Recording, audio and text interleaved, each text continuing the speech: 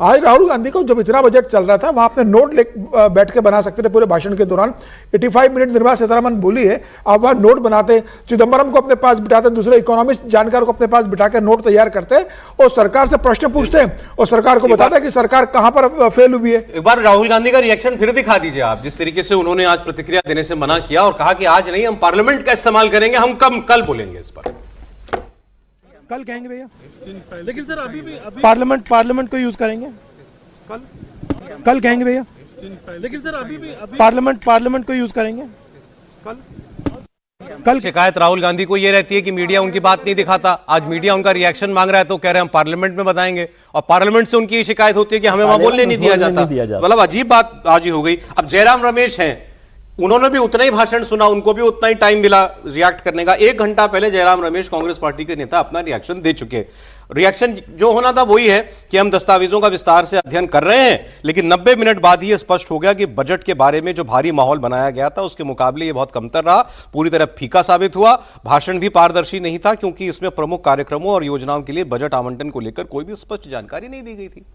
तो ये ना एक स्टेटमेंट हो गया ऑपोजिशन की तरफ से, भी क्लैरिटी नहीं थी बजट में, उनका कहना ये है। उनकी टीम भी उनके लिए तैयार करके, जरूरी नहीं ना कि इसमें राहुल गांधी कोई इसमें नेगेटिव बात भी नहीं है। वहां पर जो उनकी टीम है इकोनॉमिक्स की, वो उनको बताया कि भाई ये पॉइंटर्स हैं, इस पर बात करनी चाहिए हमें। शशि थरूर को सुन लेते हैं, एक और कांग्रेस के नेता। क्या बताऊं यार, डिटेल्स तो बहुत कम मिले ना जी। जैसे कि 3-4 हेडलाइंस है, लेकिन जब हम इंतजार कर रहे थे कि all India institute of Ayurveda कहाँ आएगी, हमारे केरला में चाहिए हमें जी। हमारे तो बहुत लंबी ट्रेडिशन आयुर्वेदा की, लेकिन केरला का नाम नहीं सुना। फिशर कोकोनट तो शायद केरला ही हो सकते हैं, क्योंकि मेरे ख्याल में भारत का सबसे ज्यादा बड़ा केरला कोकोनट प्रोड्यूसिंग स्टेट तो केरला ही है। तो वो तो होना चाहिए। वैसे भी फिशरीज में हमें कुछ बेनिफिट होना चाहिए। लेकिन जब शिप रिपेयर के बारे में बोला और वाराणसी और पटना के बारे में बोला, केरला के बारे में कुछ नहीं सुन सका, तो ये सब हमें जरा सा आश्चर्यजनक है। लेकिन ये भी कहूँ कि शायद डिटेल्स बजट डॉक्यूमेंट में होंगे, पढ़ा नहीं, अब तक सिर्फ भाषण सुने हैं। भाषण में तो बहुत कम डिटेल्स है जो हमें जरूरी है। शशि थरूर पर हम बात करेंगे, ममता बनर्जी को सुन लीजिए। Economic corridors, it will include Dankuni to Bardhaman to Bankura to Durgapur to Purulia. Other is Kalyani to Bardhaman, Birbhum, Malda, Siliguri, Kuch Bihar. Other we have announced 6 economic corridors which will covered throughout the country, throughout the state. So what they said about 3 corridors, that is absolutely a garbage of lies, blatant lies. It is already on process.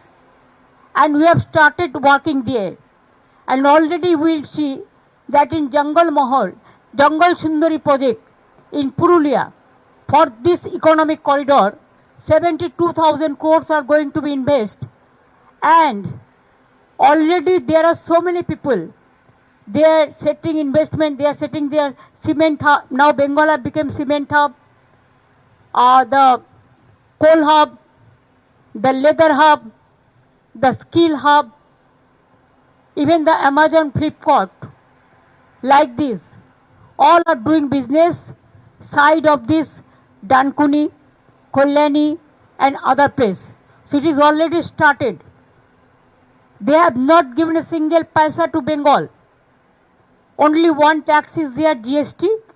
They are taking away our money, are saying big talk. They are giving us money. It is our money. Now only one tax is there. What they are collecting from Bengal, they are not giving our food funds. Will get about more than 2 lakh crores from the central government. So they don't have any moral authority to run the government and to finish the country like this. They want to destroy the economic structure of the country, the constitutional structure of this country, the independent agency, including the infrastructural facilities. Mamata Banerjee ने कहा garbage of lies, जो घोषणाएं बंगाल को लेके की गई सब झूठ है, कूड़े का झूठ है सब, ये वो कह रही हैं। बंगाल को लेके मोटे मोटे जो बातें कही गई थी उसमें एक डेडिकेटेड फ्रेट कॉरिडोर जो है वो दानकुनी से वो दानकुनी को जोड़ेगा बंगाल में, सूरत तक, दानकुनी से सूरत जाएगा ईस्ट टू वेस्ट। और एक और अनाउंसमेंट उसमें की गई थी, जो 7 हाई स्पीड रेल कॉरिडोर्स बनाए जाने वाले हैं, उसमें से एक है वाराणसी सिलीगुड़ी, तो ये एक उसमें था। लेकिन जो उन्होंने वो जो एडिशनल बात वो कह रही थी, वो कह रही थी कुछ प्रोजेक्ट्स पहले से चल रहे हैं, हम उन पर ऑलरेडी काम कर रहे हैं, और आज जो भी बोला गया वो झूठ बोला गया। ये ममता बनर्जी का रिएक्शन था इस पर। राहुल जी, देखिए, ये तो साफ है कि बहुत ज़्यादा कुछ बंगाल में कोई जो है ट्रेडिंग हब नहीं बनाया गया, जिस तरह से बाकी जगह पे क्रिएट करने की बात हुई है कि हम इस तरह के ट्रेडिंग हब्स बनाएंगे या इस तरह के इंडस्ट्रियल कॉरिडोर्स बनाएंगे, उस तरह की बात नहीं है। हाँ, फ्रेट के लिए भी इम्पॉर्टेंट है कि अगर उस तरह से एक freight corridor, high speed freight corridor बनाया जाता है तो एक अच्छी बात है। लेकिन ये नेचुरल है कि ममता बनर्जी जो कि स्टेट की मुख्यमंत्री हैं, उनको ऐसा लगेगा ही कि पश्चिम बंगाल के लिए बहुत कोई बड़ी अनाउंसमेंट नहीं हुई है।